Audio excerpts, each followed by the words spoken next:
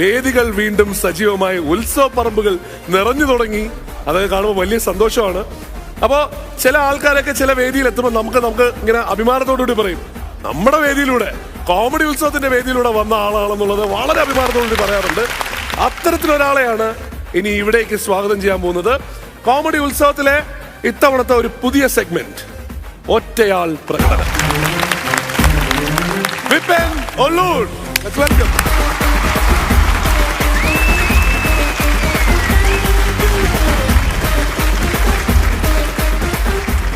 വിപിന്റെയൊക്കെ ഏറ്റവും വലിയൊരു സംഭവം എന്താണെന്ന് വെച്ചാൽ, വിപിൻ ഈ സമയത്തൊക്കെ വളരെ റെലവന്റ് ആയിട്ട് ഒരുപാട് സാധനങ്ങൾ ചെയ്തു നിന്നു എന്നുള്ളതാണ് അല്ലേ?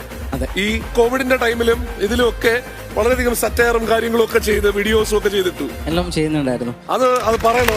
അതാണ് നമ്മള് അതിനു മുമ്പ് ഒരുപാട് സന്തോഷം. മിഥുനേട്ടൻ വരുന്നു, കോമഡി ഉത്സവം വരുന്നു എന്ന് പറയുന്നത് പ്രേക്ഷകരെ എല്ലാ സ്നേഹവും സന്തോഷവും ഒക്കെ എന്റെ മനസ്സിൽ ഇപ്പോൾ ഉണ്ട്.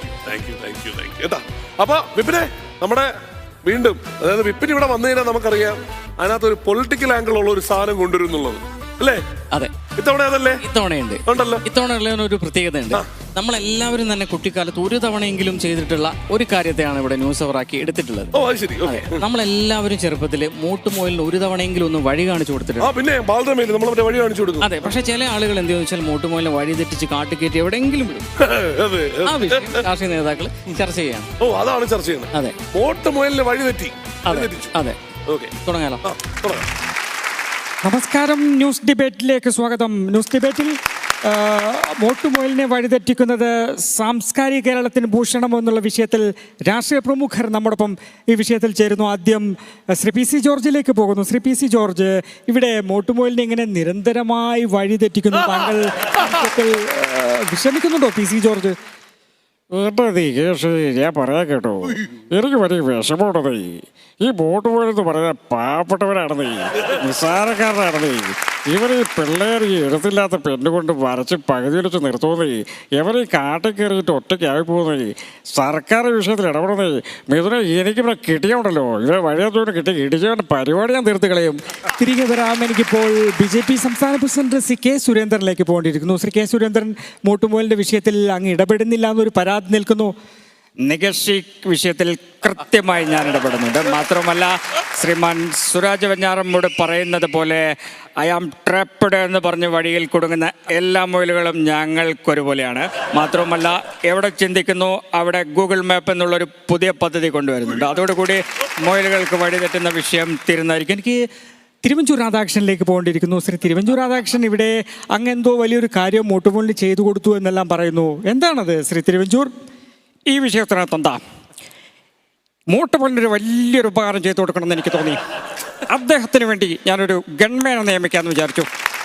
അപ്പോൾ എനിക്കൊരു പഴഞ്ചൊല്ല് ഓർമ്മ വന്നു. വെടിക്കെട്ടുകാരൻ്റെ മുയലിന്. ശ്രീ തിരുവഞ്ചൂർ രാധാകൃഷ്ണൻ വെടിക്കെട്ടുകാരൻ്റെ മുയലല്ലല്ലോ, വെടിക്കെട്ടുകാരൻ്റെ പട്ടിയല്ലേ? ഇവിടെ വിഷയം എന്താ, മുയലല്ലേ? ആ വെടിക്കെട്ടുകാരൻ ഒരു മുയലിനെ കൂടി വാങ്ങിച്ചിരുന്നു. അങ്ങനെ ഇരിക്കുമ്പോൾ ഞാൻ അദ്ദേഹത്തിൻ്റെ അടുത്ത് ചെന്നു, എനിക്ക് ആ മുയലിനെ ഒന്ന് വേണമെന്ന് പറഞ്ഞു. അദ്ദേഹം പറഞ്ഞു, ആ മുയലിനെ ഒരാൾ വെടിവെച്ച് കൊന്നെന്ന് പറഞ്ഞു.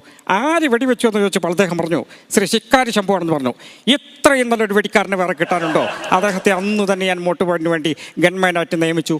തിരികെ എത്താം. എനിക്കിപ്പോൾ ശ്രീ എം സ്വരാജിലേക്ക് പോകേണ്ടിയിരിക്കുന്നു. ശ്രീ എം സ്വരാജ്, മൂട്ടുമോയിലിന് വേണ്ടി നിയമിച്ചിട്ടുള്ള ഗവൺമെൻ ശിക്കാരി ശംഭു വലിയൊരു ധിക്കാരിയാണെന്ന് കേൾക്കുന്നു. ശ്രീ എം സ്വരാജ്, സത്യത്തിൽ ശിക്കാരി ശംഭു ഒരിക്കലും ഒരു ധിക്കാരിയായിരുന്നില്ല. ആ മൂട്ടുമോയിലിൻ്റെ സുഹൃത്തുക്കൾ വെറുതെ പറത്തുന്നതാണെന്നേ. പിന്നെ ജീവിതകാലം മുഴുവൻ മൂട്ടുമോയിലിൻ്റെ ഗൺമാനായി തുടരാൻ ഇദ്ദേഹം കട്ടപ്പയുടെ കുടുംബത്തിൽപ്പെട്ടതോ അദ്ദേഹത്തിൻ്റെ പഞ്ചായത്തിൽപ്പെട്ടതോ അദ്ദേഹത്തിൻ്റെ ജില്ലയിൽ പോലും ഉള്ള ആളല്ലെന്നേ. പിന്നെ എങ്ങനെയാണ് അങ്ങനെ സംഭവിക്കുക? എനിക്ക് പ്രതിപക്ഷ നേതാവ് ശ്രീ വി ഡി സതീശനിലേക്ക് പോകേണ്ടിയിരിക്കുന്നു. ശ്രീ വി ഡി സതീശൻ, മൂട്ടുമോയിലിങ്ങനെ ഗതി കെടുകയാണ് ശ്രീ വി ഡി സതീശൻ കാട്ടിൽ. എൻ്റെ നികേഷെ, മൂട്ടുമോയിലിനൊരു 2 വീലർ പോലും വാങ്ങാൻ കഴിവില്ലാത്ത ഒരാളാണ് ശ്രീ മൂട്ടുമോയിൽ. അതുമാത്രമല്ല, സാഗർ കോട്ടപ്പുറം ഒരിക്കൽ പറഞ്ഞു, തനിക്ക് ചോദിച്ചു പോകാനുള്ള വഴി പറഞ്ഞു കൊടുത്തത്, പ്രചോദനമായത് ഈ മൂട്ടുമോയിലാണെന്നാണ്. എനിക്കിപ്പോൾ തിരികെ വരാമ്പോൾ ശ്രീ കെ സുരേന്ദ്രനിലേക്ക് പോകേണ്ടിയിരിക്കുന്നു. കേന്ദ്രത്തിൽ നിന്നും വലിയൊരു തീരുമാനമുണ്ടായിരിക്കുന്നു മൂട്ടുമോയിലിനെ വലിയ തോതിൽ ഹെൽപ്പ് ചെയ്യാനായി. ശ്രീ കെ സുരേന്ദ്രൻ, എന്തൊക്കെ തീരുമാനമാണ് ഇപ്പോൾ കേന്ദ്രം എടുത്തിട്ടുള്ളത്? നികേഷ്, ഇവിടെ നടക്കുന്ന എല്ലാ കാര്യങ്ങളും കൃത്യമായി ഞാൻ കേന്ദ്രത്തെ അറിയിച്ചിരുന്നു. കേന്ദ്രം ഒരു നല്ല നിലപാട് എടുത്തിട്ടുണ്ട്. പ്രധാനമന്ത്രി ആവാസ് യോജനയുടെ കീഴിൽ മൂട്ടുമോയിൽ ഇപ്പോൾ എവിടെ എത്തി നിൽക്കുന്നോ അവിടെ ഒരു വീട് വെച്ച് കൊടുക്കാനുള്ള ഒരു തീരുമാനമായിരിക്കുന്നു. ഈ വിഷയത്തിൽ ഞാൻ തിരുവഞ്ചൂർ രാധാകൃഷ്ണനിലേക്ക് പോകുന്നു. തിരുവഞ്ചൂർ രാധാകൃഷ്ണൻ, താങ്കൾ ഹാപ്പി അല്ലേ? ഇവിടെ എനിക്കൊരു ഏറ്റവും വലിയ സന്തോഷമുള്ളൊരു കാര്യമുണ്ട്. ആമയുമായി പന്തയം വെച്ച് തോറ്റൊരു മുയലിൻ്റെ ഒരു മുഖം എൻ്റെ മനസ്സിലുണ്ട്. ആ മുയലിന് ഇപ്പാണ് ഒരു ഉപകാരം കിട്ടിയത്. എവിടെ ഏത് പ്രമുഖം തോൽക്കുന്നുണ്ടോ അവിടെയൊക്കെ നിങ്ങളൊരു കൈ കൊടുക്കുന്നുണ്ടല്ലോ. ഈ വിഷയത്തിൽ എനിക്കേറെ സന്തോഷം. മോട്ടുമോയിലിനും കുടുംബത്തിനും വലിയൊരു വീട് കിട്ടുന്നു എന്നുള്ളതിൽ കേരളം സന്തോഷിക്കും പോലെ ന്യൂസ് അവറും സന്തോഷിക്കുന്നു. ന്യൂസ് അവർ പങ്കെടുത്ത എല്ലാവർക്കും ഹൃദയത്തിൻ്റെ ഭാഷയിൽ നന്ദി. Thank you.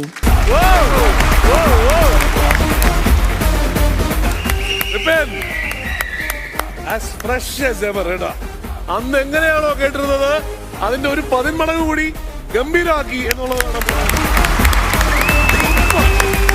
ഈ 3-3.5 വർഷം നിങ്ങൾ എവിടെയൊക്കെ പ്രോഗ്രാം ചെയ്തിട്ടുണ്ടോ? വേറെ ചാനലിലോ അല്ലെങ്കിൽ അങ്ങനെ ചെയ്തിട്ടുണ്ട്? ഉണ്ട്. പക്ഷെ എന്താന്ന് പറഞ്ഞാല് ഇപ്പൊ മിഥുനറിയാം കൃത്യമായിട്ട് ഈന്തപ്പന കായ്ക്കുന്ന മരുഭൂമി തന്നെയാ അല്ലെ ദുബായിൽ. ഇപ്പൊ ഇവിടെ കൊണ്ടുവന്ന് പലരും വെക്കുന്നുണ്ട്, കായ്ക്കൂല. പക്ഷെ ഇവർ യഥാർത്ഥത്തിൽ കായ്ക്കുന്നത് കോമഡി ഉത്സവത്തിന്റെ മണ്ണിൽ വരുമ്പോഴാണ് അല്ലേ? ശരിക്കും അതിനുള്ള എനിക്ക് തോന്നുന്നു അതിനൊരു വൈബും അതിനുള്ളൊരു എനർജി ഇവിടെ ഉണ്ട്. മറ്റുള്ളവർക്ക് ചെയ്യുമ്പോൾ മോശമാണെന്നല്ല പറയുന്നത്, പക്ഷെ ഇവിടെ അതിന്റെ എന്തൊരു വൈബ് ഉണ്ട്. അതായിരിക്കാം ഒരു പക്ഷേ ഇപ്പൊ വിപിനൊക്കെ പെർഫോം ചെയ്യുമ്പോൾ നമുക്ക് ഡബിൾ ഗ്ലിറ്ററിംഗ് ആയിട്ട് തോന്നുന്നു ഇവിടെ വന്നിട്ട്. എനർജി അതാണ് വളം തൊട്ടടുത്ത് ഇപ്പൊ ഉണ്ട്. അപ്പൊ വീണ്ടും ശോഭിച്ചു എന്നുള്ളതാണ്. മനസ്സിലായില്ലേ? അന്നത്തെ ആ ഗംഭീരം എന്നല്ല പറഞ്ഞത്, വീണ്ടും ഗംഭീരമായി എന്നാ പറഞ്ഞത്. വീണ്ടും വരിക ഇവനെ അട്ടിച്ചു പൊളിച്ചു കേട്ടോ.